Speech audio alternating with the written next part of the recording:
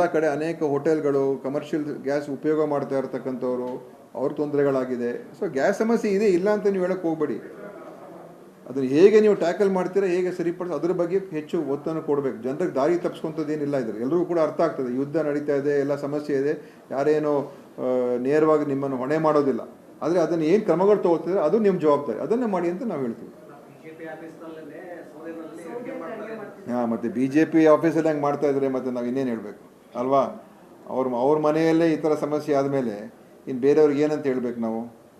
ಭಾರತೀಯ ಜನತಾ ಪಕ್ಷ ಕಚೇರಿಯಲ್ಲೇ ನನಗೆ ಗೊತ್ತಿಲ್ಲ ನಿಜನೋ ಸುಳ್ಳು, ಆದರೆ ಅದು ಆಗಿದ್ದರೆ ಮತ್ತು ಅದಕ್ಕಿಂತ ನೇರವಾಗಿ ಉತ್ತರ ಇನ್ನೇನು ಬೇಕು ಹೇಳಿ? ಸಮಸ್ಯೆ ಇದೆ ಅಂತ ತಾನೇ ಅರ್ಥ.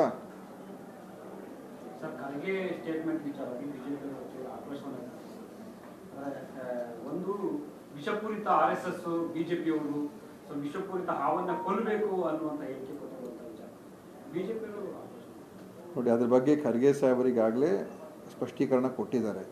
ಮತ್ತು ಅವರು ಭಾಷಣದಲ್ಲಿ, ಚುನಾವಣೆಯ ಭಾಷಣದಲ್ಲಿ ಒಂದು ಕಂಪ್ಯಾರಿಸನ್ ಮಾಡ್ತಾಯಿದ್ರು. ನೇರವಾಗಿ ಅವ್ರಿಗೆ ಹೋಗಿ ನೀವು ಇದು ಮಾಡಿ ಅಂತಲ್ಲ, ಎಷ್ಟು ಅವರು ನಮ್ಮ ವ್ಯವಸ್ಥೆಗೆ, ಸಾಮಾಜಿಕ ಒಂದು ವ್ಯವಸ್ಥೆಗೆ ಎಷ್ಟು ಆತಂಕ ಅಥವಾ ಎಷ್ಟು ನಮಗೆ ಹಾನಿಕಾರಿ ಅಂತ ಹೇಳಿ ಅದನ್ನು ತೋರಿಸಿದ್ದಾರೆ.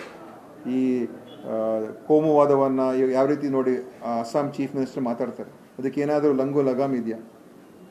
ಯಾವ ರೀತಿಯಾಗಿ ಅವ್ರು ಟಾರ್ಗೆಟ್ ಮಾಡ್ತಾ ಇದ್ದಾರೆ ಅಲ್ಪಸಂಖ್ಯಾತರನ್ನು, ಯಾವ ರೀತಿಯಾಗಿ ಹೀಯಾಳಿಸ್ತಾರೆ, ಯಾವ ರೀತಿಯಾಗಿ ಪ್ರಚೋದನಕಾರಿ ಭಾಷಣಗಳನ್ನು ಕೇಂದ್ರದ BJP ಮುಖಂಡಗಳು ಮಾಡಿದ್ದಾರೆ.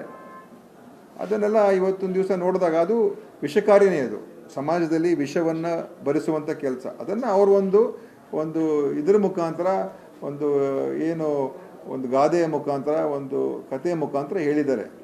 ಅದಕ್ಕೋಸ್ಕರ ಅದನ್ನು ನಾವು ಅವ್ರು ನೇರವಾಗಿ ಅವರು ಅರ್ಥ ಮಾಡ್ಕೊಳ್ಳೋ ಥರ ಏನು ಖರ್ಗೆ ಸಾಹೇಬ್ರು ಹೇಳೇ ಇಲ್ಲ.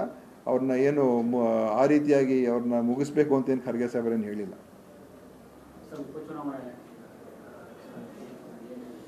ನೋಡಿ, ನಾವು ಈಗ ನಮ್ಮ ಸರ್ಕಾರ ಇದೆ, ಸರ್ಕಾರದ ಒಳ್ಳೆ ಅಭಿಪ್ರಾಯ ಇದೆ, ನಾವು ಒಗ್ಗಟ್ಟಾಗಿ ಕೆಲಸ ಮಾಡಿದ್ದೀವಿ ಮತ್ತು ಎರಡರಲ್ಲೂ ಕೂಡ ಗೆಲ್ತೀವಿ. ಮತ್ತೆ ಈಗ ಕೇಂದ್ರ ಚುನಾವಣಾ ಆಯೋಗ ಒಂದು ಗ್ಯಾರಂಟಿ ಯೋಜನೆಗಳಿಗೆ ಸಂಬಂಧಿಸಿದಂತೆ ಆಕ್ಷೇಪ ವ್ಯಕ್ತಪಡಿಸಿ ಪತ್ರವನ್ನು ಬರೆದಿದೆ. ಸೊ CM ಕೂಡ ಅದಕ್ಕೆ ಸ್ಪಷ್ಟನೆ ಕೊಟ್ಟಿದ್ದಾರೆ. ಇದು ಈಗ ಚುನಾವಣೆ ಕಾರಣಕ್ಕೆ ಘೋಷಣೆ ಮಾಡಿರುವಂಥ ಯೋಜನೆಗಳಲ್ಲ, ಮೊದಲೇ ಆಗಿರುವಂಥ ಯೋಜನೆಗಳು ಈಗ ಮುಂದುವರೆದಿದೆ ಅನ್ನುವಂಥ CM. ಅದಕ್ಕೆ ಈಗ ನಾವೇನು ಈ 2 ಬೈ-ಎಲೆಕ್ಷನ್ಗೋಸ್ಕರ ನಾವೇನು ಮಾಡಬೇಕಾಗಿಲ್ಲ, ಆಯಿತಾ? ನಾವು ಮಾಡ್ತಾ ಇರುವಂಥದ್ದು ನಮ್ಮ ಇರುವಂಥ ಯೋಜನೆಗಳ ಕಾರ್ಯ. ಅದಕ್ಕೆ ಚುನಾವಣಾ ಆಯೋಗ ಬರೀ ಎಲ್ಲಿ ಕಾಂಗ್ರೆಸ್ ಸರ್ಕಾರ ಇದೆ, ವಿರೋಧ ಪಕ್ಷ ಸರ್ಕಾರ, ಅವರು ಮಾತ್ರ ಟಾರ್ಗೆಟ್ ಮಾಡ್ತಾರೆ. ವೆಸ್ಟ್ ಬೆಂಗಾಲಲ್ಲಿ ಯಾವ ರೀತಿ ಮಾಡ್ತಾ ಇದ್ದಾರೆ ನೋಡ್ತಾ ಇದ್ದೀವಿ ನಾವು. ಸೊ ಚುನಾವಣಾ ಆಯೋಗ ಇವತ್ತು BJPಯ ಚುನಾವಣೆ ಆಯೋಗ ಆಗೋಗಿದೆ. ದೇಶದಲ್ಲಿ ಎಲ್ಲ ಸಂಸ್ಥೆಗಳು ಇವತ್ತು BJPಯ ಸಂಸ್ಥೆಗಳಾಗೋಗಿದೆ. ಇವತ್ತು ನಮಗೆ ಇಂಥ ಸಂಸ್ಥೆಗಳ ಮೇಲೆ ನಂಬಿಕೆನೇ ಈಗ ಹೊರಟೋಗ್ತಾ ಇದೆಯಲ್ಲ. ಚುನಾವಣಾ ಆಯೋಗದ ಆಯುಕ್ತರು ನಿನ್ನೆ ಯಾವ ರೀತಿಯಾಗಿ ವರ್ತಿಸಿದ್ದಾರೆ ಅದೆಲ್ಲ ಕೂಡ ಇವತ್ತು ದೊಡ್ಡ ಸುದ್ದಿಯಾಗಿದೆ. ಮತ್ತು ಅವ್ರ ಬಗ್ಗೆ ವಿಶ್ವಾಸನೇ ಇಲ್ಲ ಅಂತ ಇವತ್ತು ನಾವು ಅವ್ರ ಮೇಲೆ ತೆಗೆದಾಕಬೇಕು ಅಂತ ಲೋಕಸಭಾ ರಾಜ್ಯಸಭೆಯಲ್ಲಿ ಇದು ಕೊಟ್ಟಿದೆ. ಅದನ್ನು ರಿಜೆಕ್ಟ್ ಮಾಡಿದೆ, ಅದು ಬೇರೆ ವಿಚಾರ. ಆದರೆ ಚುನಾವಣಾ ಆಯೋಗದ ಬಗ್ಗೆ ನಂಬಿಕೆನ ಹೊರಟೋಗ್ಬಿಟ್ರೆ, ಆ ಅಧಿಕಾರಿಗಳ ಮೇಲೆ ನಂಬಿಕೆ ಹೋಗ್ಬಿಟ್ರೆ, ಮತ್ತು ನಮಗೆ ಈ ವ್ಯವಸ್ಥೆ ಯಾರು ಇದನ್ನು ನಿಯಂತ್ರಣ ಮಾಡೋರು ಯಾರು? ಅದು ಇವತ್ತು ಬಹಳ ಒಂದು ಗಂಭೀರವಾದಂಥ ವಿಷಯ.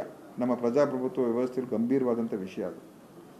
ಇಂಥ ಸಂಸ್ಥೆಗಳು ನಾವು ನಂಬಿಕೆ ಈಗಾಗಲೇ ಸುಮಾರು ನೋಡ್ತಾ ಇದ್ದೀವಿ ಯಾವ ರೀತಿಯಾಗಿ ಎಲ್ಲ ಈ ಏಜೆನ್ಸಿಗಳನ್ನು ಉಪಯೋಗಿಸ್ತಾ ಇದ್ದಾರೆ ಅಂತ. ಮಾಧ್ಯಮವನ್ನು ಯಾವ ರೀತಿ ನಿಯಂತ್ರಣ ಮಾಡ್ತಾರೆ ನೋಡ್ತಾ ಇದ್ದೀವಿ.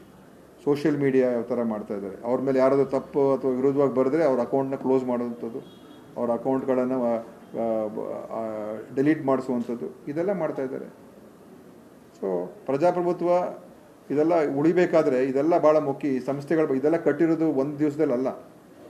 ಸ್ವಾತಂತ್ರ್ಯ ಬಂದ ನಂತರ 10 ವರ್ಷಗಳು ಇದಕ್ಕೆ ಶಕ್ತಿ ಕೊಟ್ಟು ನಿಲ್ಲಿಸಿರುವಂಥದ್ದು.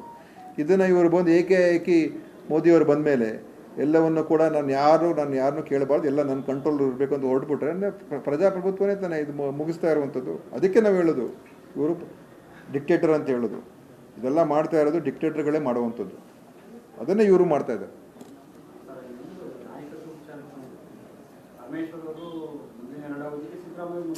ನೋಡ್ರಿ, ಆ ವಿಷಯನೇ ಇಲ್ಲ. ಸುಮ್ಮನೆ ನೀವು ಪ್ರಶ್ನೆ ಕೇಳೋದಕ್ಕೆ ಉತ್ತರ ಕೊಡ್ತಾರೆ ಅಷ್ಟೇ.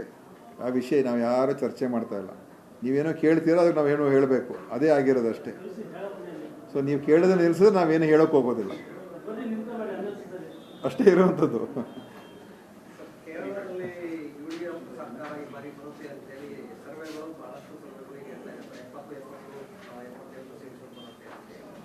UDF ಸರ್ಕಾರ ಬರೋ ಬಗ್ಗೆ ಅದು 100ಕ್ಕೆ 100 ಬರ್ತದೆ. ಅಲ್ಲಿ ಕಾಂಗ್ರೆಸ್ ನೇತೃತ್ವದ ನಮ್ಮ ಅಲಯನ್ಸ್ ಸರ್ಕಾರ ಆಗುತ್ತೆ. ತಮಿಳುನಾಡಲ್ಲೂ ಕೂಡ ಅದೇ ಥರ ಇದೆ ವಾತಾವರಣ. DMK ಕಾಂಗ್ರೆಸ್ ಇಂಡಿಯಾ ಅಲಯನ್ಸ್ ಅದು ಆಗ್ತದೆ. ಸೊ ಎರಡು ಕಡೆನೂ ಒಳ್ಳೆ ಚೆನ್ನಾಗಿದೆ ವಾತಾವರಣ. ನನಗೆ ಗೊತ್ತಿಲ್ಲ, ನನಗೇನು ಮಾಹಿತಿ ಇಲ್ಲ. ಬಟ್ ಅಲ್ಲಿ ಒಂದೇನಂತ ಹೇಳಿದ್ರೆ ದೊಡ್ಡ ಹೋರಾಟ ಅಂತೂ ನಡೀತಾ ಇದೆ. ರಿಸಲ್ಟ್ ಏನಾಗುತ್ತೋ ನನಗೆ ಪೂರ್ತಿ ಮಾಹಿತಿ ಇಲ್ಲ, ನಾನು ತಿಳ್ಕೊಂಡಿಲ್ಲ, ಯಾಕೆಂದರೆ ನನಗೆ ಅಷ್ಟು ಅಲ್ಲಿ ಪರಿಚಯ ಜನ ಇಲ್ಲ. ಬಟ್ ಹೋರಾಟ ಅಂತೂ ನಡೀತದೆ. ನಮಗೂ ಅವ್ರಿಗೂ ಡಿಫ್ರೆನ್ಸ್ ಏನು ಜಾಸ್ತಿ ಇರೋದಿಲ್ಲ. ಅವರಾದರೂ ಗೆಲ್ಬೋದು, ನಾವಾದರೂ ಗೆಲ್ಬೋದು. ಬಟ್ ಕ್ಲೋಸ್ ಫೈಟ್ ನಡೀತಾ ಇದೆ. ಅವ್ರು ಹೇಳಿದ ಪ್ರಕಾರ ಏನು ಬಿಂಬಿಸ್ಕೊಳ್ತಾ ಇದ್ದಾರಲ್ಲ ಅಸ್ಸಾಂ CM, ಭಾಳ ಒಂಥರ ಅವರು ಒಂದು ರೀತಿ ಇಡೀ ದೇಶಕ್ಕೇ ಅತ್ಯಂತ ಭ್ರಷ್ಟ ಒಬ್ಬ ವ್ಯಕ್ತಿ ಅಂತ ಹೇಳಿದ್ರೆ ಅವರು.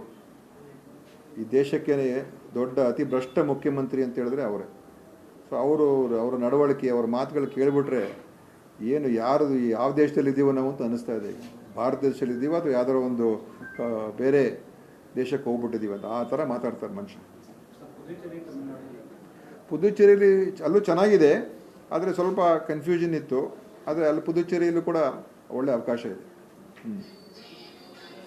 ಲೋಕಸಭಾ ಕ್ಷೇತ್ರಗಳ ಮರುವಿಂಗಡಣೆ ಮಾಡಬೇಕು ಅಂತ ಈಗಾಗಲೇ ಚರ್ಚೆ ಶುರುವಾಗಿದೆ ಕೇಂದ್ರದಲ್ಲಿ.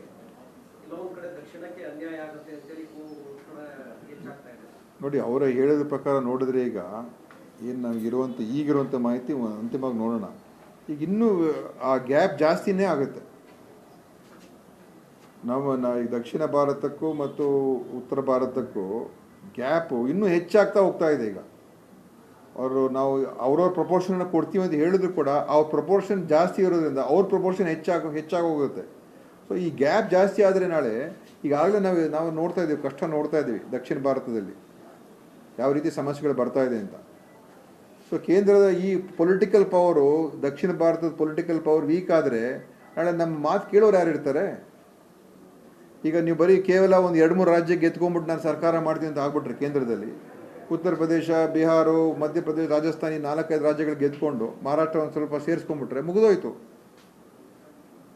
ಆಮೇಲೆ ಇಲ್ಲಿ ಯಾರು ನಮ್ಮನ್ನು ಕೇಳೋರ್ ಗತಿ ಇರೋದಿಲ್ಲ. ಹಂಗೆ ಆ ಪರಿಸ್ಥಿತಿಗೆ ಬರ್ತದೆ. ನೀವು ಹಾಕಿದ್ರೆ ಹಾಕಿ, ಬಿಟ್ಟರೆ ಬಿಡಿ ಅಂತ ಆ ಪರಿಸ್ಥಿತಿಗೆ ಬಂದರೆ ನಾಳೆ ಎಲ್ಲಿಗೆ ಹೋಗ್ಬೇಕು ನಾವು?